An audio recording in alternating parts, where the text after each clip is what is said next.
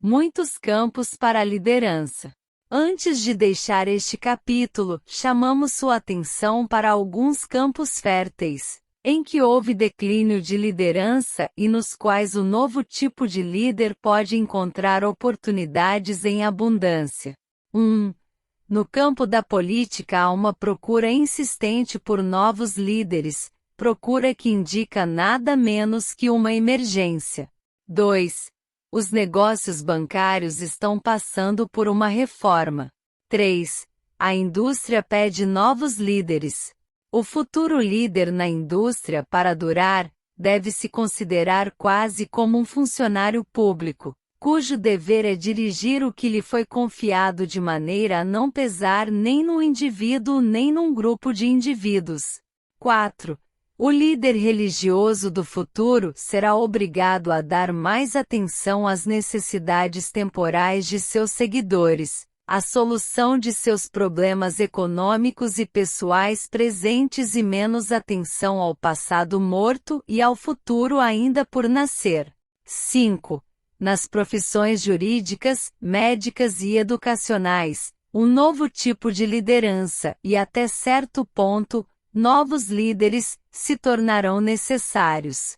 Isso é especialmente verdade no campo da educação.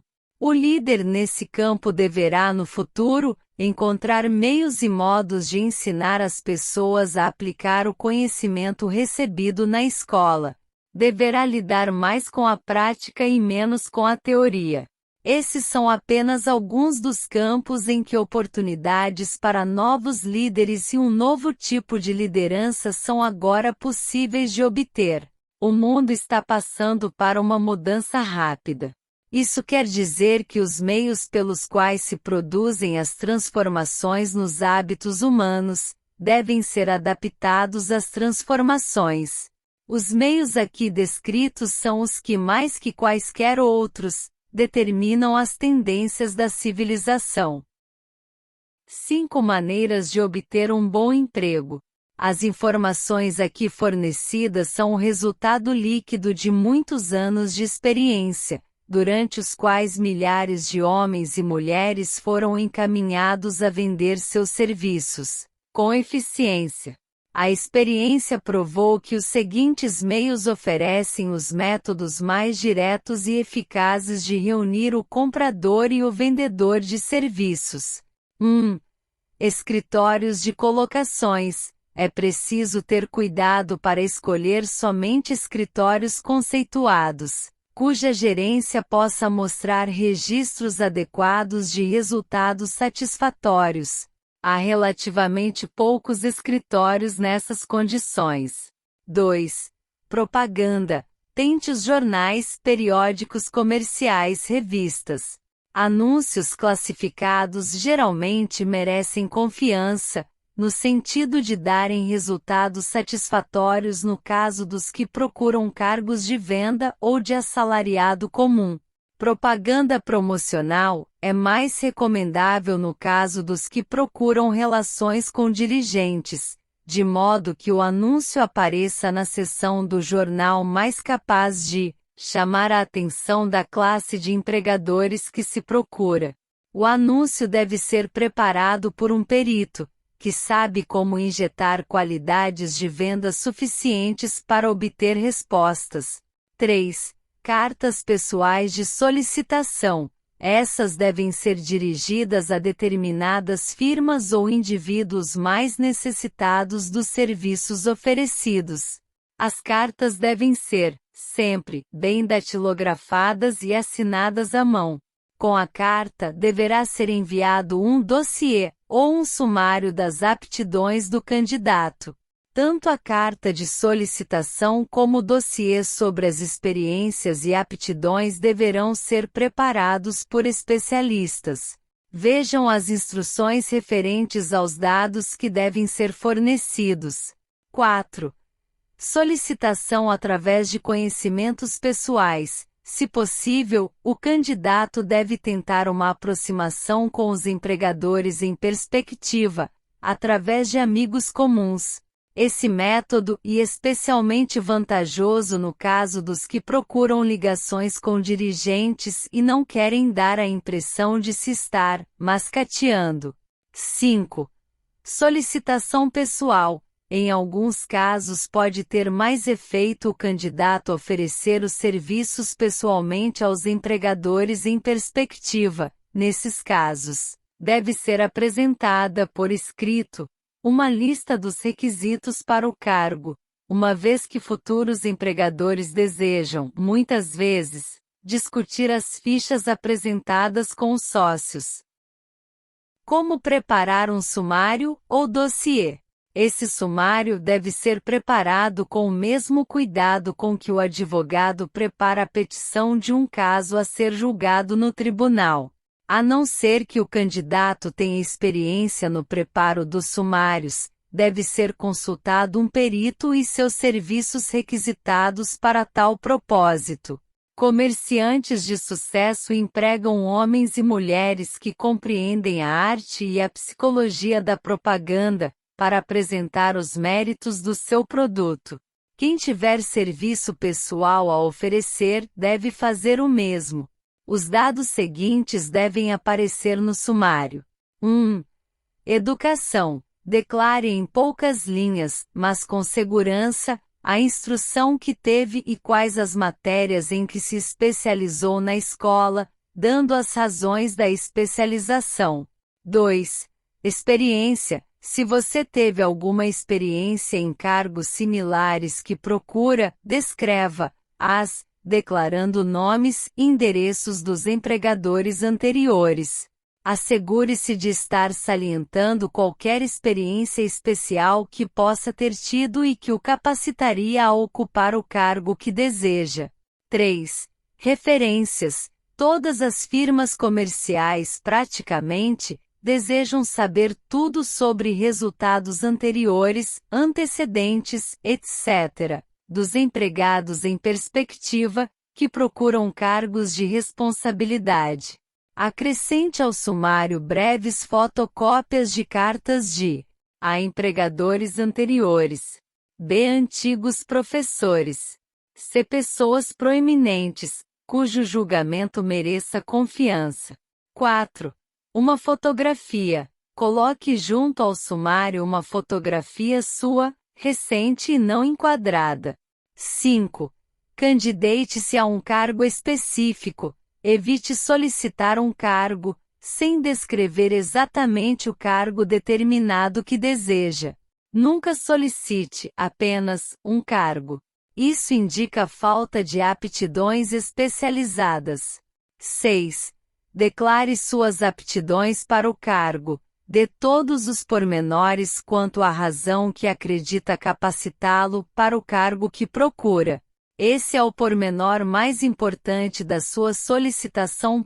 Determinam, mais do que qualquer outra coisa, a consideração que irá receber.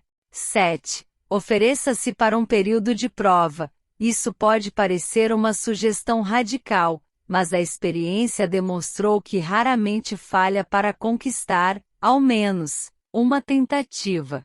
Se estiver certo de suas aptidões, uma prova é tudo de que precisa.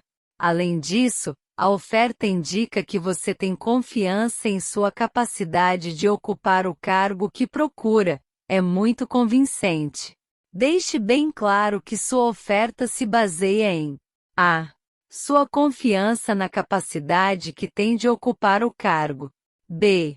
Sua confiança na resolução do empregador em perspectiva de empregá-lo após um período de prova. C. Sua determinação de conquistar o cargo. 8. Conhecimento dos negócios de seu empregador em perspectiva. Antes de candidatar-se a um emprego, pesquise bastante a respeito do tipo de negócios, para familiarizar-se com eles e indicar no sumário o conhecimento adquirido nesse campo. Isso impressionará bem, pois mostrará que você tem imaginação e interesse real no cargo que deseja. Lembre-se de que não é o advogado que melhor conhece as leis, mas o que melhor prepara o caso que vence. Se seu caso for bem preparado e apresentado, a vitória será mais do que metade ganha logo no início.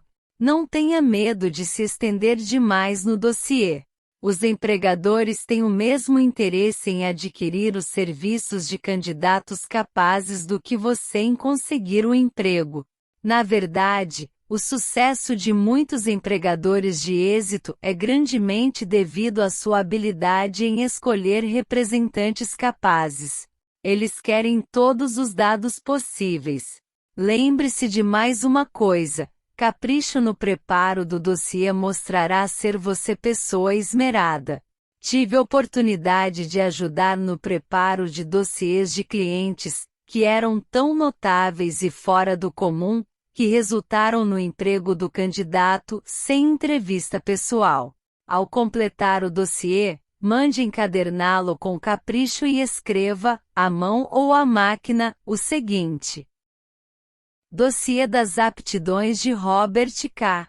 Smith, candidato ao cargo de secretário particular do presidente da Blank Company Inc. Mude os nomes cada vez que mostrar o dossiê. Esse toque pessoal chama a atenção com toda certeza. Mande datilografar ou imprimir o dossiê no papel mais fino que puder obter, encadernado em papel pesado, próprio para isso, mudando a capa e o nome da firma a ser inserido, se for mostrá-lo a mais de uma companhia. Sua fotografia deve ser colada a uma das páginas do dossiê. Siga essas instruções ao pé da letra, melhorando-as sempre que sua imaginação o sugerir. Vendedores de êxito vestem-se com esmero. Compreendem que a primeira impressão é duradoura. Seu dossiê é seu vendedor. Dê-lhe boas roupas, para que faça um contraste com qualquer coisa que o empregador em perspectiva tenha visto, como solicitação de cargo. Se vale a pena ter o cargo que você deseja, vale a pena também tentar consegui-lo. Além do que, se você conseguir se impor ao empregador de maneira que o impressione com sua personalidade, receberá provavelmente mais dinheiro por seus serviços, desde o começo, do que receberia se tivesse solicitado o emprego da maneira convencional, costumeira. Se você procura emprego através de uma agência de propaganda ou de colocações, mande o agente usar cópias do dossiê ao oferecer seus serviços. Isso o ajudará a ganhar a preferência, tanto do agente, como dos empregadores em perspectiva. Encontre um emprego que lhe agrade. Todos gostam de fazer o tipo de serviço para o qual tem mais aptidões. O artista gosta de trabalhar com tintas, o artífice com as mãos, o escritor gosta de escrever. Os que têm talentos menos definidos têm suas preferências por certos ramos de negócio e indústria. Se há alguma coisa digna de nota nos Estados Unidos é a grande gama de profissões que se oferece, desde lavrar o solo, manufaturar, comerciar, até as profissões liberais. Resolva, exatamente, o tipo de emprego que deseja. Se o emprego ainda não existe, talvez você possa criá-lo. 2. Escolha a companhia ou o indivíduo para o qual deseja trabalhar. 3. Estude o empregador em perspectiva, quanto à política, pessoal e oportunidades de progresso. 4. Pela autoanálise de seus talentos e capacidades, pense no que você pode oferecer e planeje meios e modos de dar vantagens, serviços, incrementos e ideias, que você acredita poder transmitir com êxito. 5. Esqueça-se do emprego. Esqueça se há ou não uma vaga. Esqueça o costumeiro ritual do "tem um emprego para mim"? Concentre-se no que você pode dar. 6. Uma vez feito o plano, contrate um escritor experiente para o redigir de maneira caprichada e com todos os pormenores. 7. Apresente-o à pessoa certa de autoridade, que fará o resto. Todas as firmas procuram homens que possam oferecer algo de valor, sejam ideias, serviços ou reações. Todas as companhias têm lugar para o homem que tem um plano de ação definido, vantajoso para a firma. Essa linha de conduta pode tornar alguns dias ou semanas de tempo extraordinário, mas a diferença em pagamento, em progresso e em conquista de reconhecimento, economizar-lhe anos de trabalho árduo com salário modesto. Tem muitas vantagens, a principal sendo que economizará de 1 a 5 anos de tempo, para alcançar o objetivo almejado. Toda pessoa que começa ou penetra no meio da escada que sobe, o fará por planejamento deliberado e cuidadoso. O público é seu sócio. Homens e mulheres que oferecem seus serviços para melhores proveitos no futuro, devem reconhecer a transformação que teve lugar com referência às relações entre empregador e empregado. As futuras relações entre empregadores e empregados serão como uma sociedade, consistente de 1. Empregador. 2. Empregado. 3. O público a quem servem. Essa nova maneira de oferecer os serviços pessoais é chamada de nova, por muitas razões. Em primeiro lugar, tanto o empregador como o empregado do futuro serão considerados empregados colegas, cuja tarefa será servir o público com eficiência. No passado, empregadores e empregados negociavam entre si, procurando tirar o máximo uns dos outros, sem considerar que, em última análise, estavam prejudicando o terceiro interessado, o público que serviam.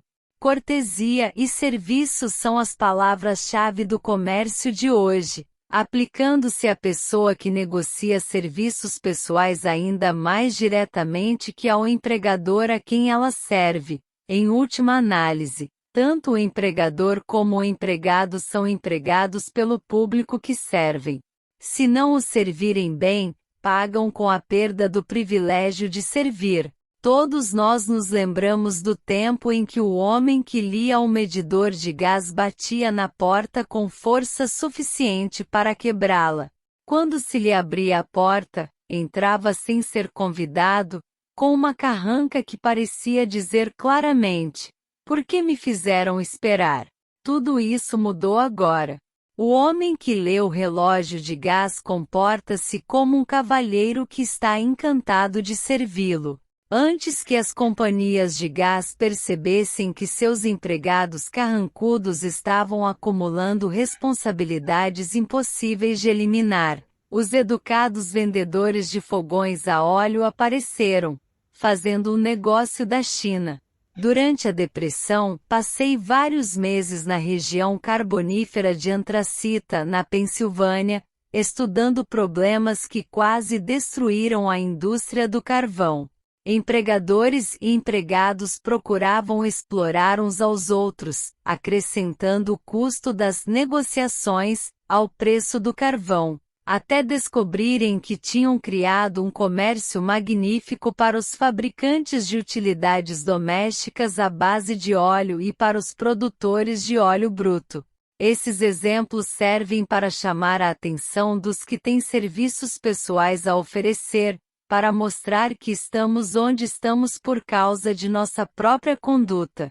Se existe um princípio de causa e efeito que controla os negócios, as finanças e o transporte, o mesmo princípio controla indivíduos e lhes determina o status econômico.